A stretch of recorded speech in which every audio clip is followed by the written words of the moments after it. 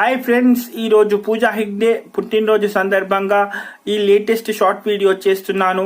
And అసలు విషయం ఏంటంటే, తన పుట్టినరోజు సందర్భంగా బాలీవుడ్ వాళ్ళు టీ సిరీస్ సంస్థ తను తొలిసారిగా ఒక వెబ్ సిరీస్ చేయటానికి ఒప్పుకుంది. అయితే ఈరోజు పూజా హెగ్డే పుట్టినరోజు సందర్భంగా తనకు శుభాకాంక్షలు చెప్పడానికి ఈ షార్ట్ వీడియో చేస్తున్నాను.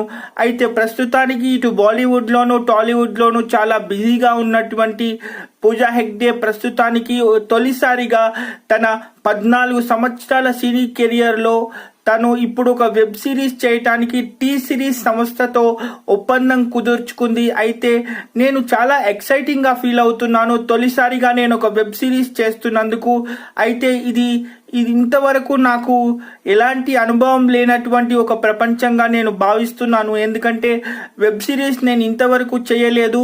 నన్ను ఎలాగైతే సపోర్ట్ చేస్తారో ఒక నటిగా, తప్పకుండా ఈ వెబ్ సిరీస్లో కూడా నన్ను అందరూ ఇలాగే సపోర్ట్ చేస్తారని భావిస్తున్నాను అని తన పుట్టినరోజు సందర్భంగా ట్విట్టర్లో చెప్పటం జరిగింది. అయితే మీరు ఏమనుకుంటున్నారు?